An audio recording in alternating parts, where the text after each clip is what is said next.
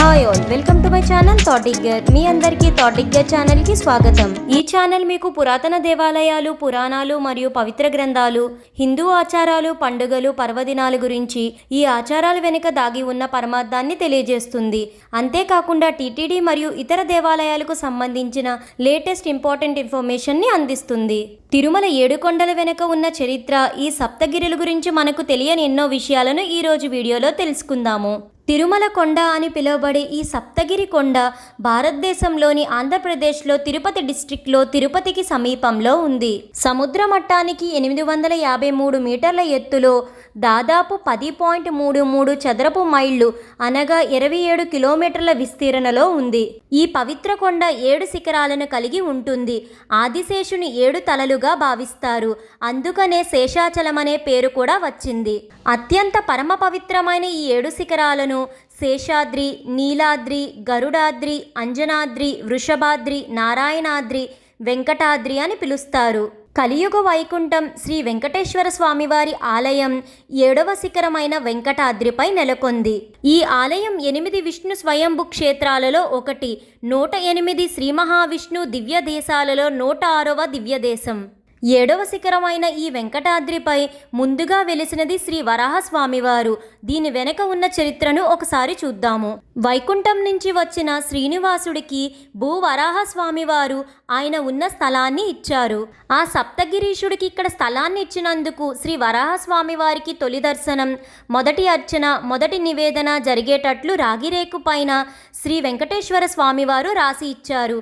ఆ రాగిరేకును ఇప్పటికీ భక్తుల ఆలయంలో చూడవచ్చు.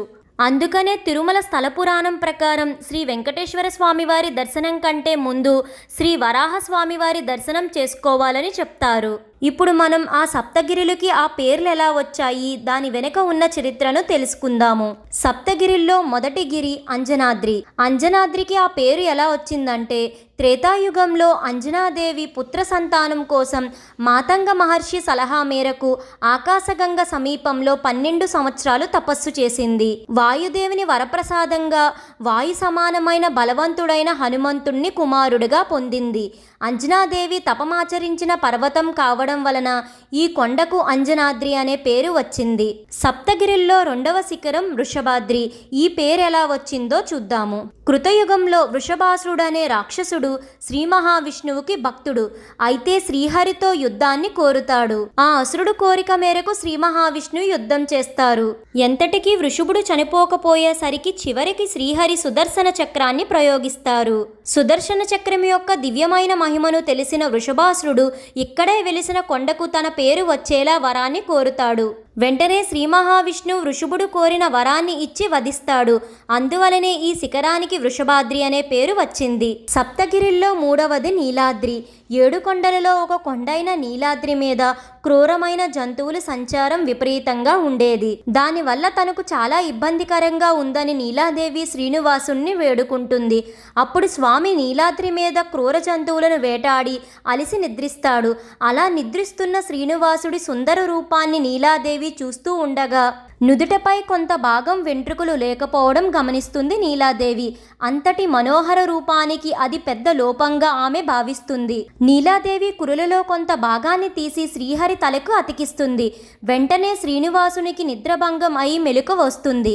ఎదురుగా ఉండే నీలాదేవి నొసటిపై రక్తం కారుతూ ఉంటుంది. ఆమె భక్తికి సంతోషపడిన స్వామివారు తన కొండకు వచ్చిన భక్తులు తమ నీలాలను సమర్పిస్తారని, అవి నీలాదేవికే చేరుతాయని వరమిస్తాడు నీలాదేవికి. సప్తగిరిలలో 4వ గిరి శేషాద్రి. శ్రీ మహావిష్ణువు ఆదేశానుసారం భూలోకంలో స్వామి విహారం కోసం శేషుడు ఈ పర్వత రూపాన్ని ధరించడం వల్ల దీనికి శేషాచలం అనే పేరు వచ్చింది. సప్తగిరిలలో 5వ శిఖరం గరుడాద్రి. శ్వేతవరాహ కల్పంలో వరాహస్వామివారి ఆజ్ఞ ప్రకారం గరుత్మంతుడు వైకుంఠం నుంచి ఈ పర్వతాన్ని తీసుకొని రావడం వల్ల ఈ కొండకు గరుడాద్రి అనే పేరు వచ్చింది. సప్తగిరిలలో 6వ గిరి నారాయణాద్రి. వైకుంఠం నుంచి సాక్షాత్ శ్రీ మహావిష్ణువు మొట్టమొదటగా ఈ గిరి మీదనే పాదాలు మోపడం వలన ఈ గిరికి నారాయణాద్రి అనే పేరు వచ్చింది. మరొక కథనం ప్రకారం నారాయణుడనే భక్తుడు ఈ కొండ మీదే తపమాచరించి నారాయణుని సాక్షాత్కారం పొందడం వల్ల ఈ శిఖరానికి నారాయణాద్రి అనే పేరు వచ్చింది. 7వ గిరి సప్తగిరి వెంకటాద్రి. వెంకటాద్రిలో వేం అంటే అమృతమని అర్థం. కటం అంటే ఐశ్వర్యం. నమ్మి కొలిచిన వారికి అమృతాన్ని ఐశ్వర్యాన్ని ప్రసాదించే కొండ అని అర్థం. అలానే పాపాలకు వేం అనే అర్థం ఉంది. ఆ పాపాలను దహించే కొండ కాబట్టే ఈ కొండకు వెంకటాద్రి అనే పేరు వచ్చింది. వెంకటాద్రి అనే పేరు రావడానికి ఇంకొక కథ కూడా ప్రచారంలో ఉంది. పూర్వం శ్రీకాళహస్తిలో ఒక బ్రాహ్మణుడు ఉండేవాడు. పుత్ర సంతానం లేక బాధపడి అనేక వ్రతాలు చేశాడు. చివరకు కొంతకాలం తర్వాత మాధవుడనే పుత్రుడికి జన్మనిస్తాడు.